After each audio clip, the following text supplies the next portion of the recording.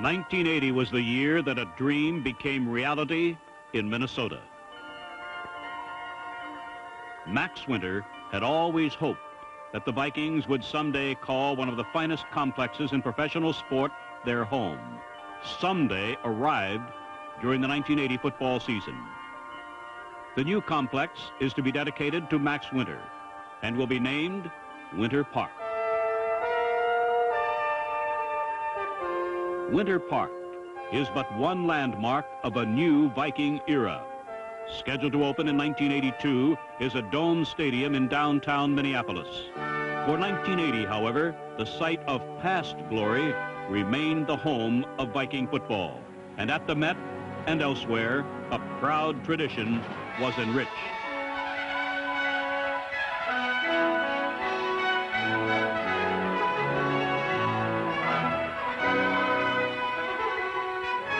The 1980 Minnesota Vikings. So-called experts called them a team out of step with pro football in the 80s. But the Vikings were not only in step, they led the way. By season's end, they had surprised everyone but themselves by winning their 11th NFC Central Division title in the last 14 years. The Vikings are in a position of a man that went to Las Vegas and he's playing with house money. He has everything to gain and nothing to lose. Not too much is expected of the Vikings. I think that's exactly right, Ray. Nobody expected too much of the entire team for the entire season. I think they were looking at maybe an 8-8 team if they're lucky, and here they are in the playoffs and going against supposedly one of the great teams in the league. And speaking of 8-8, there were definitely two seasons for the Vikings. 3-5 the first half, 6-2 the second half. As of right now, the Vikings feel to a man that they're playing as well as anybody in the league. Anything can happen. The underdogs came out snarling at a team that had beaten them 42-7 during the regular season.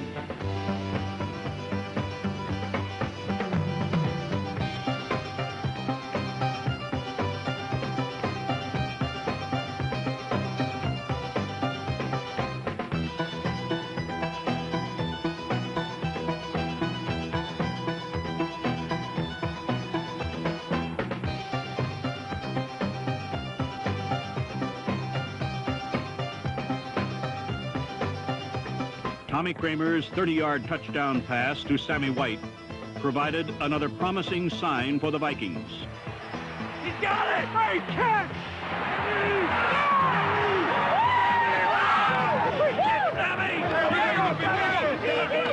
Then suddenly, the promising signs faded. In the second half, the Vikings lost 3 fumbles, equaling their entire regular season total, and missed opportunities haunted them throughout the remainder of a game they ultimately lost 31-16. So ended a season that contained the elements of classic melodrama. It was the best of times, it was the worst of times. But the bright best of times stand out in the memorable tale of the 1980 Minnesota Vikings.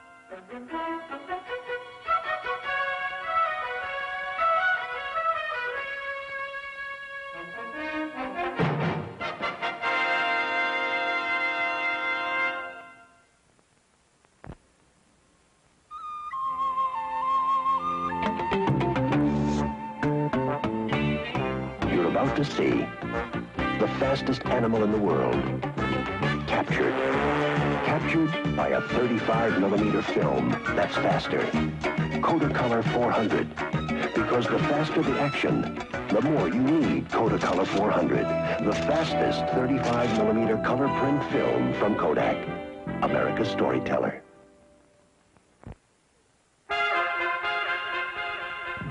Most forecasters felt the Vikings were incapable of even a 500 season. That opinion was not shared by loyal fans, of course, and the players refused to be discouraged by prophets of doom. Before the season started, no one expected the Vikings to win the Central Division. And that is very heartening for me as a player, because we've shown a lot of resiliency, and you've got to have that to be a championship team. Opponents sought to rip that resiliency to shreds. Initially, The Vikings were perceived as lightweights. They brought out the Boy Scout in those eager to lend a helping hand. The hands of others were not so helpful. But the Vikings learned to roll with the punches and woke themselves up from a bad dream. Then they created nightmares for others.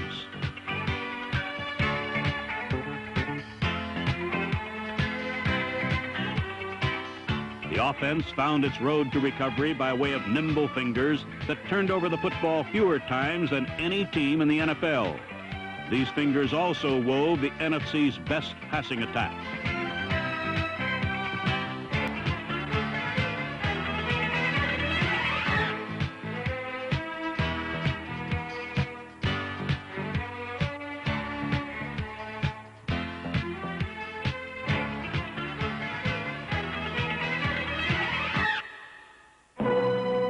The measure of this team came into focus in the season opener.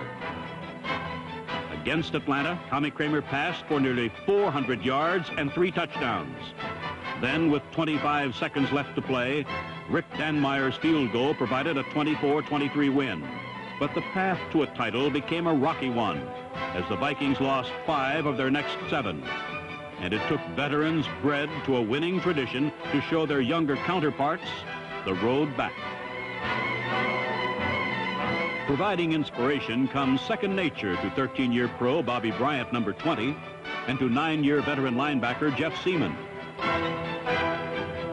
Tackle Ron Yary proved that 13 seasons have not diminished his abilities. His example inspired Riley, Huff, Hamilton, Swilly, Langer, and rookie Brent Boyd as the offensive line became instrumental in the Vikings' resurgence over the second half of the season. Also instrumental was a gifted young running back named Ted Brown. Brown was on the road to stardom, and nothing held him back.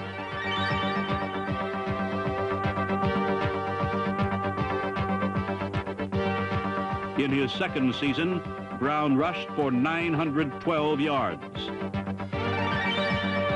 Over 500 yards came in the season's final 8 games, and 7 of Brown's 10 touchdowns were scored during this stretch.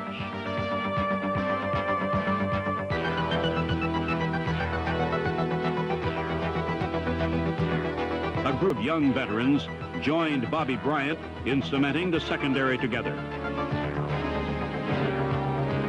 Tenacity marked number 25, Kurt Knopf's first season as a full-time starter. Third-year pro John Turner, number 27, led the team with 6 interceptions.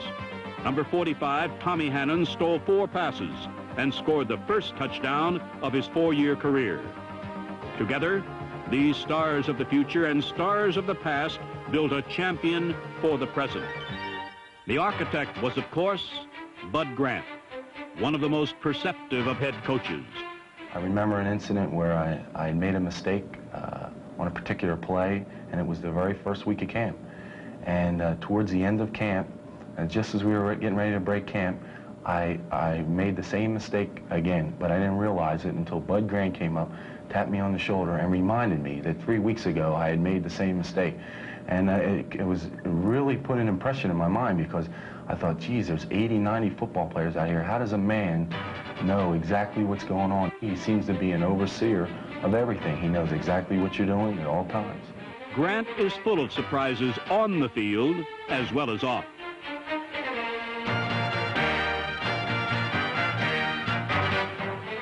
A once conservative offensive game plan was fraught with such surprises in 1980.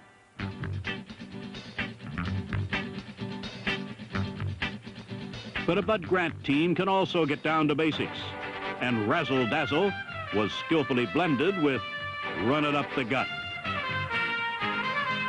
Rookie Doug Pascal, number 40, and veteran Robert Miller, number 35, were 2 backs who contributed to a balanced attack devised by offensive assistants Jerry Burns, John Michaels, Bus Mertes, and Les Steckel. And the philosophy devised by a master architect would prove part wisdom, part premonition.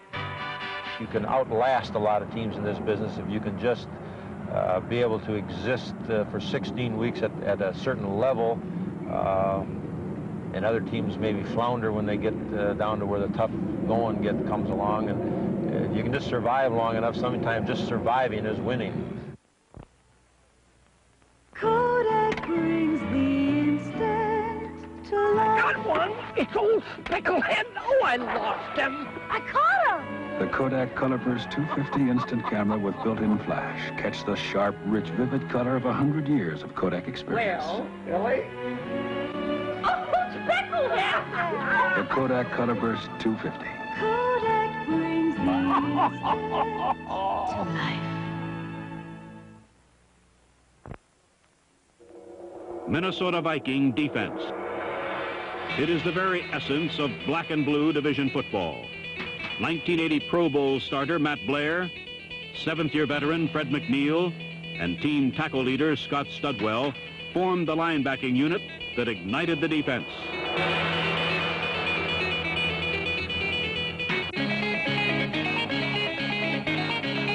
While McNeil, number 54, ran down opposing runners, Studwell, number 55, met them head-on. So did Blair, number 59.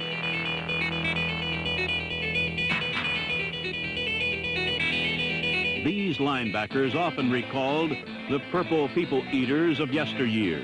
But defensive assistants Bob Hallway, Jim Carr, Floyd Reed, and Tom Cicchini brought sophistication to the Vikings' defensive strategy. In the past, there was Alan Page, Eller, Marshall, and Larson. Well, we don't have those guys anymore. It's a new look. Blitzing is part of it. Sometimes you send one linebacker, sometimes you send them all. We're doing a little bit more technique-wise to get to the quarterback, stunting more, maybe a loop, which the two inside guys are running a loop behind one another. One goes first and one comes around.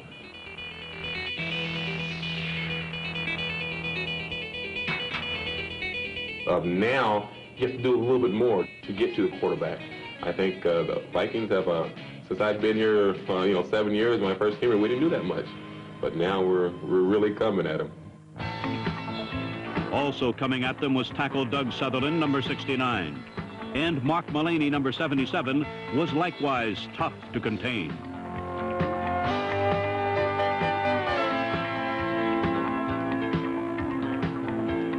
The defensive line was further ignited by number 72, James Duck White.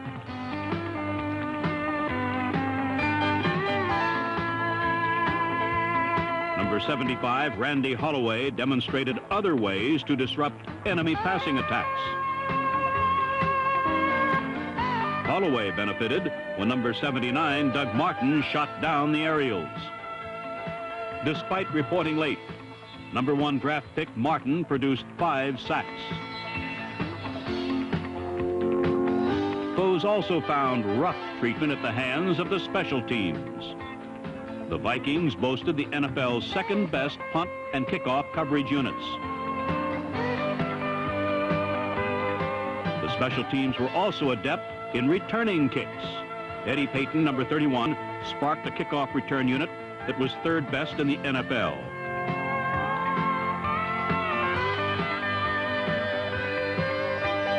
Payton afforded good field position that gave rise to a sound catchphrase for success. Keep your eye on the sky. In a season that saw offense reign as king, the Vikings produced the NFC's most proficient passing attack. In his second year as starter, Tommy Kramer broke Fran Tarkenton's single-season club record for passing yardage. During 1980's second half, Kramer threw 12 scoring passes and only 6 interceptions.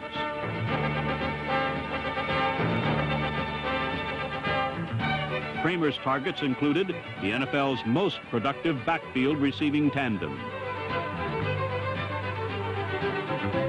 Ted Brown, number 23, and Ricky Young, number 34, combined for 126 receptions and 4 touchdowns. A taller target was 6'4" tight end Joe Sensor, number 81, who had spent 1979 on injured reserve. Throughout 1980, his aggressive style of play threatened to return him there.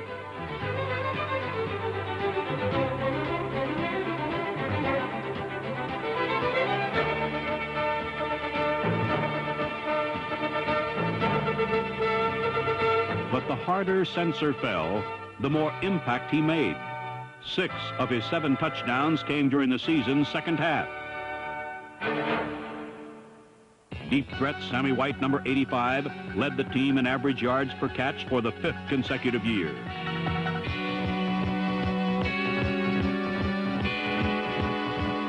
White's array of moves are like bold strokes of art.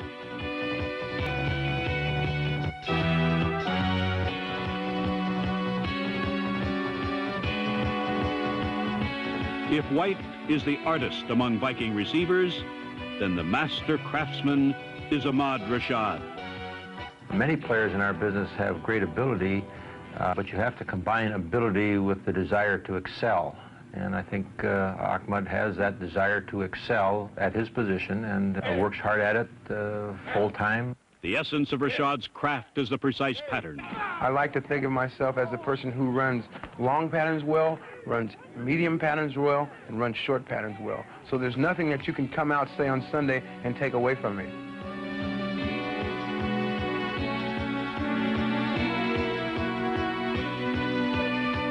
Rashad's 69 receptions led a team that boasted 4 others who caught over 40 passes.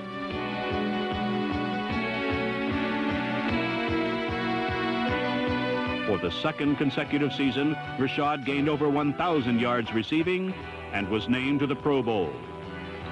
In an era where flashy wide receivers razzle, dazzle, then fizzle from sight, Ahmad Rashad has endured by virtue of an altogether different quality. When I leave football, I would like for everybody to remember me as a guy who was consistently good. Not a guy that was up one Sunday, down the next Sunday, but good every single Sunday.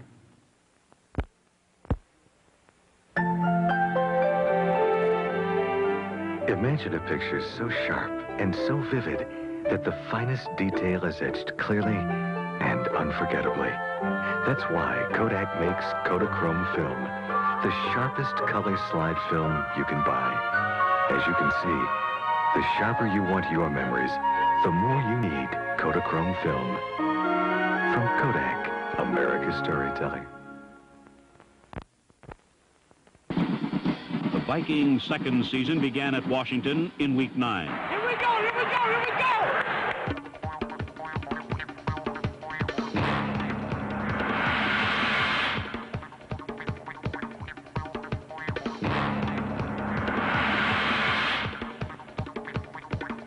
A pair of interceptions by Larry Brune, number 24, were just part of a day in which every move seemed to pay off.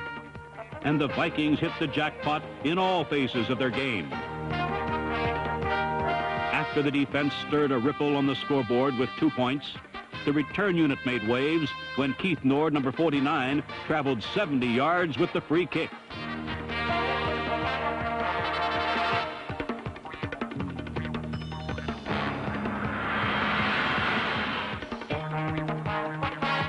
More waves were made by Steve Dills, who made his first NFL start in place of an injured Tommy Kramer. Dills threw for 2 scores in a 39-14 win. The Vikings were riding a whirlwind, but they mounted it cautiously. You can't get too high over this victory, even though we've lost the last few weeks. We've got to take it game by game, and next week we'll have another tough one. The Central Division leading Lions were revved up for a showdown at the Met, but they stalled in the wake of 8 Viking sacks, 1 shy of a club record. Detroit's Gary Danielson was pressured into mistakes, and a defense recharged by daring and hustle took advantage. Despite a sore leg, Kurtnoff ran 67 yards for a score that helped avenge an early defeat in Detroit. Offensively, the wheels were also turning. Tommy Kramer and Ted Brown were the principal cogs.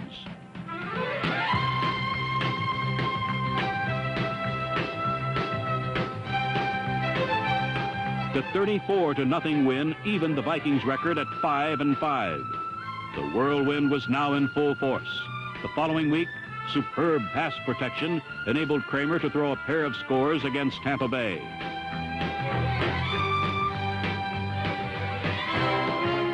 Ted Brown scored 2 touchdowns as the Vikings produced 450 yards of total offense. The 38-30 victory moved the Vikings into a tie for first place, and 2 weeks later, they journeyed to Florida to claim that position outright from the defending division champion Buccaneers. Kramer, White, and Brown, the by now familiar elements for success, continue to click. In overcoming a 10-0 halftime deficit to win 21-10, the Vikings finished their collision course through the NFC Central. They had cushioned themselves to withstand any impact. The division title loomed clearly on the bright Florida horizon, but to seize it, the Vikings would have to cut through the dead of a Minnesota winter.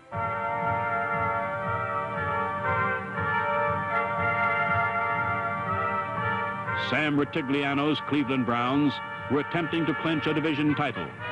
While Bud Grant kept his eye on the Browns, Viking fans kept their eyes on the sky. Kramer would pass for a club record 456 yards in this game, but in the first half, his precision passing could not produce a score. At halftime, the Vikings trailed 13-0, and a title-clinching victory was fading from sight. In the third quarter, the end zone was no longer impenetrable. Joe Sensor's touchdown restored confidence, but the Browns would not budge.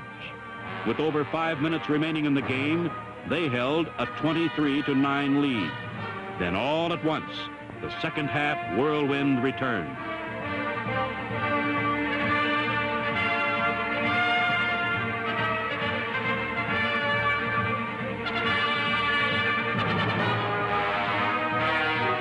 The whirlwind sent a chill through the Browns.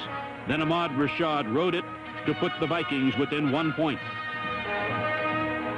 The defense forced the Browns to yield the football, but the Vikings stood 80 yards from the end zone with an unyielding clock, their harshest enemy. While time was in short supply, Viking ingenuity was not.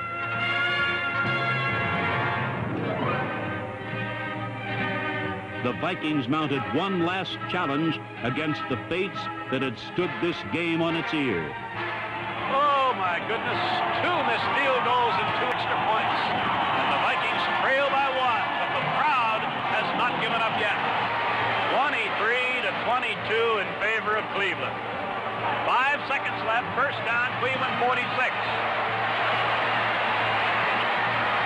3 wide receivers right, Kramer back to pass. He's going deep down the right side, and it is fought for, and it's touchdown! Touchdown! Rashad! I don't believe it! I don't believe it! The Vikings are in the playoffs. Absolutely one of the great dramatic finishes of any football game anywhere. 28-23. The Vikings go to the playoffs. Here was a fitting climax for any tale, but it was especially fitting for a stirring tale of 2 seasons.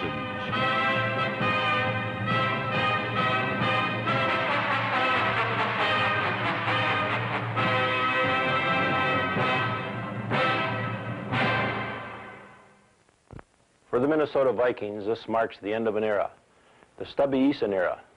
Stubby was our equipment manager from 1961 until his death in April of 1981. If Stubby had a number, it would be retired, along with the Tarkingtons and the Marshalls. He's gone now. He's missed, but not forgotten.